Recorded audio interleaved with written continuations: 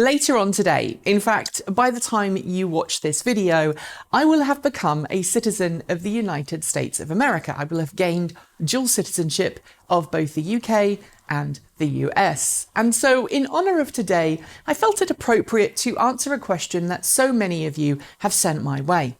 Why don't you own, why don't you buy, why don't you have a Tesla of some description?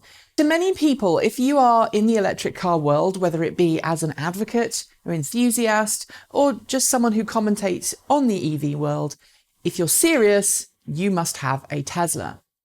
And it's a question that has been coming up more and more of late, especially when I've been focusing on other medium to long range electric cars and some of the perceived issues that those cars have. People have been saying, well, of course, you should just buy a Tesla. That's your solution. And I thought today, as it's the day when Tesla releases its Q4 2018 earnings later on today, I'll be covering that tomorrow, and it's the day that I become an American citizen, why not focus on this fact? Why am I not driving an all-American Tesla?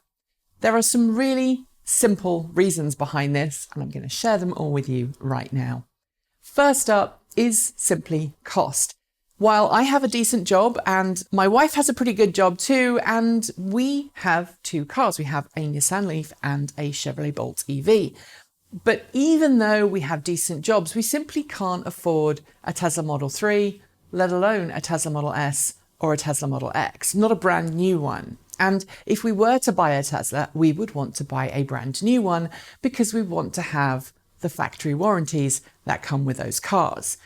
I know that there are people who buy used Teslas and have had no problems with them, but we like to have the added security of a factory warranty, at least right now when we're saving up to buy a house, because it's much easier for us to budget a monthly finance payment than it is for us to budget for a monthly finance payment plus extra money in case something goes wrong with the car. And while there are plenty of Tesla Model 3, Tesla Model S and Tesla Model X owners out there who have had absolutely no problems with their car whatsoever, you only have to look at some of the issues that well-known YouTubers who are Tesla fans and Tesla owners experience with their cars to know that their cars do go wrong fairly regularly. Which brings me to the second point of why we don't own a Tesla: reliability. We have two cars and we need to use them most of the time. If we had a car that was unreliable and spent a lot of its time in the shop, then it would take time out of our day to get the car to and from the shop, or wait for a mobile technician to come and look at the car. We'd also have to arrange for additional transportation solutions if there wasn't a Tesla loaner available. As it stands right now, while both of our cars are made by legacy automakers, some of which have not had the best attitude towards electric cars, it is super easy for us to drop our car off and get it fixed and then get back on the road again. And in fact, in the time that we've owned our Nissan Leaf, the Nissan Leaf before it, and the Chevrolet Bolt EV, we've only had, I think, 2 issues in total. They were both with the Leaf. That meant that we had to leave the car at the dealership and get another car, and it was a courtesy Leaf at the time, so that we could then get back on the road. So reliability is another big issue for us. And that also comes in to the complexity of the Tesla Model S, the Model X and the Model 3. They are fantastic cars, but as you make a car more complicated, there is a higher risk that things will go wrong, and therefore more chance that you're going to have to find alternative solutions. And when you're running a business, especially a small business like this one, you need to have a reliability, because any problems with your vehicle can really throw a spanner in your day, especially when you arrive at the office at 7 in the morning and you don't go home until 7 at night. Third is just practicality and what we feel a Model S, a Model X and a Model 3 would be in our lives. The Model 3, the Model S and the Model X are premium cars. They are fantastic cars. They're high-end premium cars. They are built with a luxury market in mind.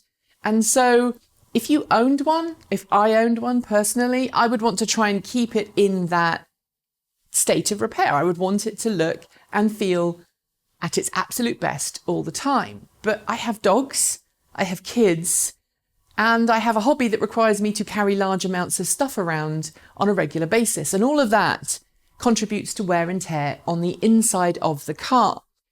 If you're spending upwards of $60,000+ on a car to then take stuff everywhere and essentially wreck the interior, that would grate on me.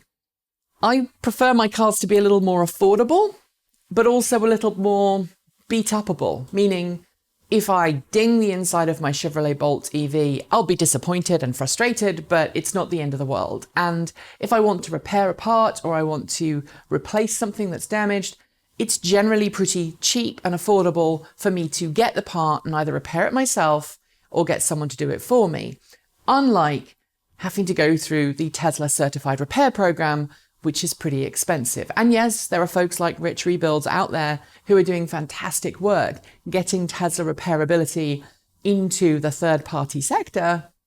But for the most part, if you need a part for a Tesla, you have to go through Tesla and then pay full whack to have it installed, or pay Tesla to install it for you. So practicality is the biggest challenge for us. Practicality versus our lifestyle versus overall cost. It doesn't mean that I think that Teslas are bad. It doesn't mean that I'm not a real electric car supporter because I don't own a Tesla. It's just that for my particular lifestyle choice, Teslas aren't the best car for me. The Bolt EV is small enough and powerful enough that it feels like a little hot hatch for me. And I like that small, powerful hot hatch feel when I'm driving around town, which brings me again to the other issue of size. The Model 3 is a big car. The Model S is an even bigger car, and the Model X is even bigger than that. They are all pretty big cars, and if you drive regularly in a busy city like Portland, where I live, having a smaller car can be advantageous. So I've got a small car that can accelerate quickly and has lots of power, but can also get through spaces that I would struggle with in the S or the X or the 3. And so that's the reason personally why I don't own a Tesla. No disrespect to Tesla, no disrespect to Elon Musk. I have an electric car. It's powered by 100% renewable electricity because we buy renewable electricity at home and we very rarely charge when we're out and about. And for now, that car suits our needs. And I think it's important to have this discussion in the electric car world to say that you don't need to be a Tesla owner to support electric cars. That's it. As always, don't forget to like, comment and subscribe, hit the notification bell and let us know what you think in the comments below. You can also support the show by buying something from our shop or making a donation using one of the following links underneath this video. I'll be back soon with more content, but until then, keep evolving.